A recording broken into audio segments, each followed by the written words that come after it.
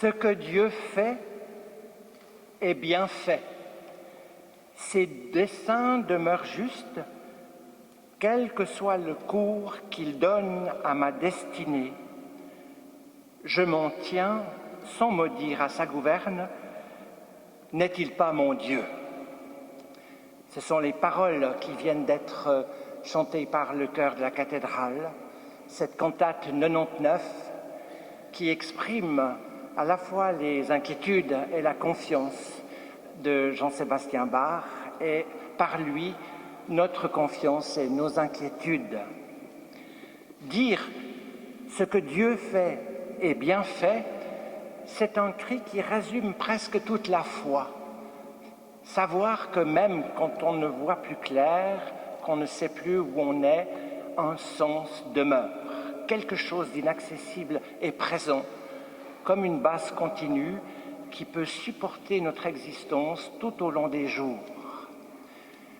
Ce choix de cantate 99, ce que Dieu fait est bien fait, est aussi une joie pour moi puisqu'il comprend un chœur qui est un des chants protestants les plus beaux, je trouve, de Gastorius, qui dit effectivement ce que Dieu fait est bien fait, mais dans nos paroles, il dit « De quoi ta larme tue mon cœur, reviens à l'espérance ». On aura l'occasion de chanter 2 fois ce cantique parce qu'il y a des paroles qui conviennent à plusieurs situations de vie. Bienvenue à chacun et à chacune pour ce temps de culte d'adieu. Vous aurez sans doute déjà préparé le premier chant que nous entonnerons après l'invocation. Pour nous mettre en présence de Dieu, je vous invite à vous lever.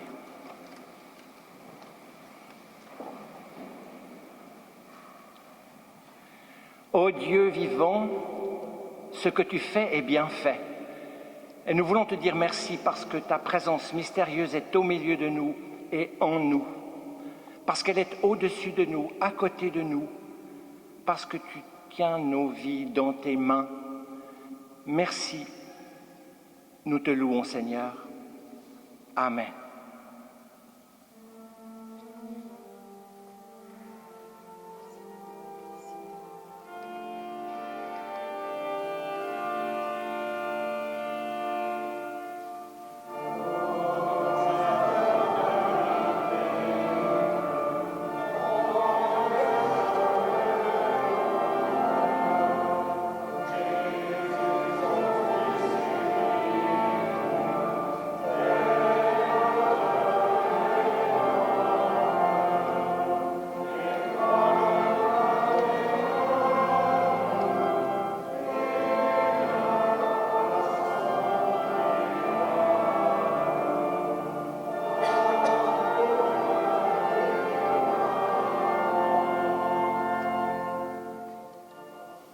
Il est dans la liturgie de nos cultes, au début du culte, l'usage de lire un psaume. Le psaume d'aujourd'hui, qui sera le psaume 63, est un texte qui a eu une grande importance dans mon existence alors que j'étais assez jeune. Et c'est avec joie que j'accueille Edmond Vuillot qui va dire pour nous ce psaume 63 et nous chanterons après un très beau psaume, pas le même, mais un très beau psaume aussi.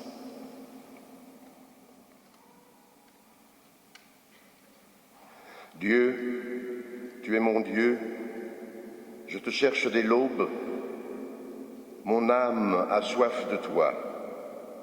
Après toi languit ma chair, terre aride, altérée, sans eau. Je t'ai contemplé au sanctuaire, j'ai vu ta force et ta gloire. Ton amour vaut mieux que la vie, tu seras la louange de mes lèvres.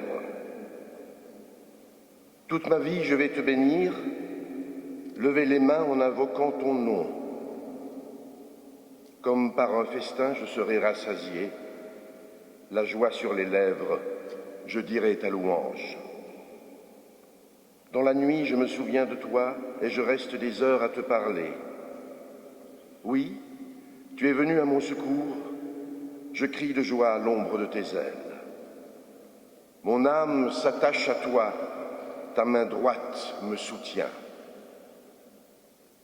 Alléluia. Culte d'adieu. Je me suis demandé qu'est-ce que j'allais pouvoir bien dire à cette occasion. Et toute cette semaine a été habitée par une espèce de relecture, on va dire, de ma vie, parce que non seulement il s'agit d'un culte d'adieu, mais il s'agit aussi de la fin d'une époque. Après le temps de formation, assez long pour moi, une trentaine d'années, le temps de l'action, 35 ans réglementaires, vient le temps de la contemplation. Peut-être, j'aimerais mieux dire le temps où il y a moins de dispersion. Le métier, c'est un métier aussi que l'on fait, est un métier qui peut nous disperser. L'apôtre Paul disait se faire tout à tous pour en gagner si possible quelques-uns. Et d'une certaine manière, c'est dans le courant de ma vie une attitude, celle de se faire tout à tous, d'écouter, de rencontrer, de percevoir les attentes qui a caractérisé, je crois, mon ministère. Passer donc d'une activité reconnue, instituée, à une activité plus large, c'est un saut. Je me réjouis de le vivre. Et cette semaine, je me disais quelle serait la parole qui pourrait caractériser tout le cheminement depuis l'âge conscient, depuis 10-12 ans jusqu'à maintenant. Et j'ai trouvé une parole, cette parole dite par l'apôtre Paul. Il y a de bonnes choses chez l'apôtre Paul. Cette parole, vous l'avez entendue, elle vous a été lue tout à l'heure, c'est ce mot « qu'ai-je que je n'ai reçu ». Qu'ai-je? Il faut l'apprendre, hein. Il y a de l'émotion là. C'est bien ça, qu'ai-je que je n'ai reçu? Cette parole, elle me donne cette base continue dans ma vie. Et effectivement, il y a de quoi chercher une base continue. Parce que pendant toute cette existence, j'ai tenté de répondre d'abord à la vocation.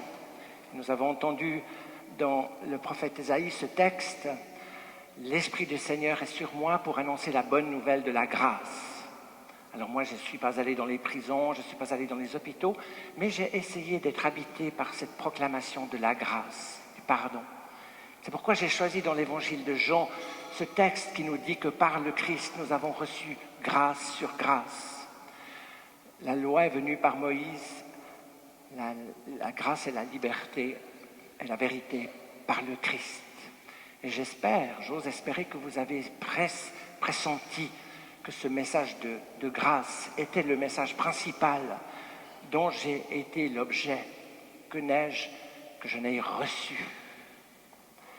C'est important de voir ça parce que dans ma propre vie, j'ai aussi eu tendance à vouloir aller un peu plus vite que la musique. Et un psaume me parlait beaucoup, c'était ce psaume qui dit « Le zèle de ta maison me dévore ». Je ne sais pas si vous connaissez ce psaume-là, c'est assez beau. On est comme saisi, comme transporté. Le zèle de ta maison me dévore. Et c'est cette parole-là qui caractérise Jésus quand il chasse les marchands du temple. Le zèle de ta maison me dévore. J'ai été de ceux qui, à temps et à contre-temps, ont essayé de partager cette nouvelle. J'ai été de ceux qui ont dit, qui ont entendu travailler avec crainte et tremblement à votre salut, car c'est Dieu qui met en vous le vouloir et le faire. J'ai été habité d'un feu dévorant qu'il a fallu maîtriser. Ça ne s'est pas toujours passé, mais quand je regarde en arrière, je me dis que n'ai-je que je n'ai reçu.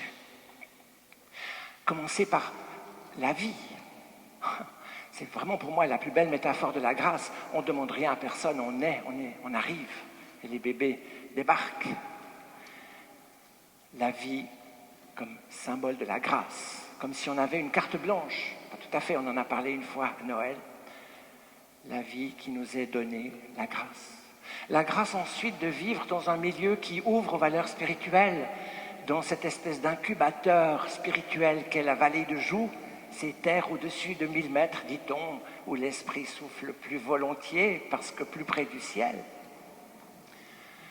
La grâce de pouvoir avoir rencontré des témoins forts, des pasteurs, des hommes, des femmes qui ont réussi à me communiquer cette fameuse grâce. Et là, j'en avais parlé aussi lors de la Réforme. Un jour, j'ai pris conscience que je n'avais pas besoin de faire des gros efforts pour être sauvé, puisqu'il me suffisait d'accepter de l'être et que ça libérait ma vie pour toutes sortes de tâches. Ça, c'est quelque chose d'absolument extraordinaire. Et puis après, la grâce d'avoir pu travailler pendant 7 ans dans une petite paroisse, pendant 8 ans dans l'aumônerie de jeunesse et des gymnases, pendant 12 ans dans l'aumônerie de l'université, de l'EPFL, chaque fois des grâces extraordinaires qui me venaient dessus, que n'ai-je, que je n'ai reçu, à tel point que l'un ou l'autre me disait toujours, si être pasteur, c'est faire ce que tu fais, alors je serais bien intéressé. Et ce n'est pas toujours le cas, il y a d'autres côtés. Tout ce qui commence finit. Heureusement d'ailleurs, parce que par le fait qu'on sait que ça va finir, ce qui est difficile à vivre paraît moins lourd, et ce qui est agréable à vivre paraît plus digne d'intérêt et d'attention. Que n'ai-je que je n'ai reçu? 3 conséquences à cette phrase. La première, c'est, à mon avis, la louange qui en ressort, l'émerveillement. Je te loue, ô Dieu, disait le Christ, de ce que tu as caché ça aux sages et aux intelligents et que tu l'as révélé aux petits, qui sont partis de rien. Je te loue. C'est des exultations, c'est de la louange, c'est de l'adoration. Et vous savez bien que dans la vie, si on regarde ce qui va bien, ça nourrit ce qui va bien. Si on regarde ce qui va mal, ça nourrit aussi ce qui va mal. Que n'ai-je que je n'ai reçu? Quelle joie, quelle reconnaissance! Dans le psaume 63, on entend le psalmiste exprimer sa joie d'avoir été exaucé, soutenu, porté. La joie. La deuxième conséquence de ce que n'ai-je que je n'ai reçu, elle est dans le texte de Paul, au chapitre 3 de la première aux Corinthiens, c'est, on va dire, l'humilité. Parce que si on n'a que des choses qu'on a reçues, on ne peut pas s'en glorifier, on ne peut être que reconnaissant. Et ça, c'est très fort, être dans l'humilité et dans la reconnaissance. Il y a une forme de vie là. Mais la difficulté, c'est que pour pouvoir être dans cet état, il faut accepter de ne pas savoir. Or, vous le savez bien, c'est tellement difficile. On dit toujours « je sais, je sais ». Passer du temps, et ça m'a pris du temps, à apprendre que je ne savais pas. Et voilà que les portes s'ouvrent à la connaissance, à la culture, à toutes sortes de choses, pour lesquelles d'ailleurs je suis reconnaissant à l'Église protestante par ses exigences intellectuelles, par cette volonté de nous former de manière solide et ancrée dans une formation qui est absolument extraordinaire, qui s'appelle la théologie, et qui malheureusement est en train de subir des difficultés. La reconnaissance, la louange, l'humilité, et puis la reconnaissance aussi, mais de manière plus large, parce que quand on n'a que des choses qu'on a reçues, on est exactement les uns les autres au même niveau, en fait. Il y a donc une espèce de démocratie dans cette phrase-là. Ce n'est pas qu'il y a des gens qui ont plus reçu que d'autres, peut-être, mais c'est parce que nous sommes tous en mesure, si nous lisons notre vie, de se dire « Que n'ai-je que je n'ai reçu ?» Chacune de notre existence peut devenir louange, humilité, reconnaissance et finalement témoignage, parce qu'il s'agit de vivre ce qui nous fait vivre. Et moi j'ai essayé, vous l'avez entendu aussi, de dire ce que je fais et de faire ce que je dis, avec des faiblesses, mais avec cette volonté. J'aimerais juste terminer ce moment, qui est évidemment un peu émouvant pour moi, en vous disant quelque chose de très très très personnel, quelque chose qui me fait un petit peu friser les cheveux, quelque chose d'irrationnel. Alors je suis un être très rationnel, et c'est ça qui me plaît dans la théologie protestante. C'est un secret, vous le direz à personne. Vous avez sur votre feuille une petite image, il s'agit de la descente de la chair, là, avec les mains, c'est les miennes. Je me suis payé Anne Veufray, un petit photographe, quand j'avais 60 ans. Il se trouve, et vraiment je le dis avec crainte et tremblement, qu'il y a très très longtemps, peut-être avais-je 8 ou 9 ans, donc absolument aucune idée de ce qui se passerait dans ma vie, il se trouve qu'une nuit de rêve, de songe, il m'est arrivé quelque chose d'assez extraordinaire. J'ai je rêvais que je descendais cette chair avec un rabat blanc complètement irrationnel. D'où ça venait? Je vous le laisse, je ne crois pas au destin, mais comme tout ce que Dieu fait est bien fait, il y avait peut-être quelque chose. J'avais évidemment oublié tout ça, je l'ai oublié quand j'ai accepté d'être envoyé parmi vous, Olivier Clinge s'en rappelle, mais peu à peu, ça m'est revenu. Et quelque part, ça me donne confiance que Dieu conduit notre vie. Il y a eu des hauts, il y a eu des bas, il faut faire, c'est des faits, il faut refaire encore, c'est encore des faits, disait Ramu. Mais là derrière, tout ce que Dieu fait est bien fait. Amen.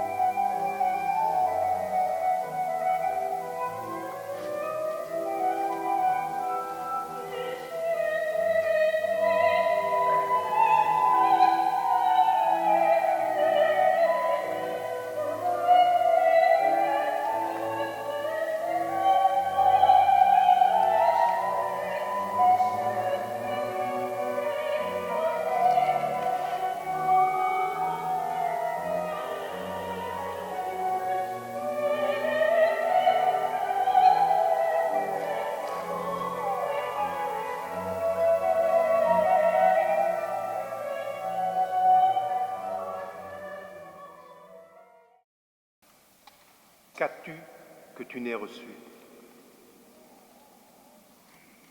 Qu'as-tu que tu n'aies reçu, ô mon âme? Si ce n'est joie et bonheur, si ce n'est grâce et béatitude, si ce n'est repos de l'esprit, si ce n'est don de vie et don d'espérance, si ce n'est béatitude et amour, toutes choses venues de Dieu, qu'as-tu que tu n'aies reçu? Qu'as-tu que tu n'aies reçu? Qu'as-tu que tu n'aies reçu, placé devant ta grâce, ô Jésus? Nous recevons toute source d'amour. Ta parole nous bénit et nous éclatons de joie en ta bonté. Donne-nous, Jésus, d'utiliser nos dons comme un don perçu de ton cœur vers notre cœur, pour le bien de tous et seulement pour ta gloire. Je vous invite à vous lever pour rendre grâce.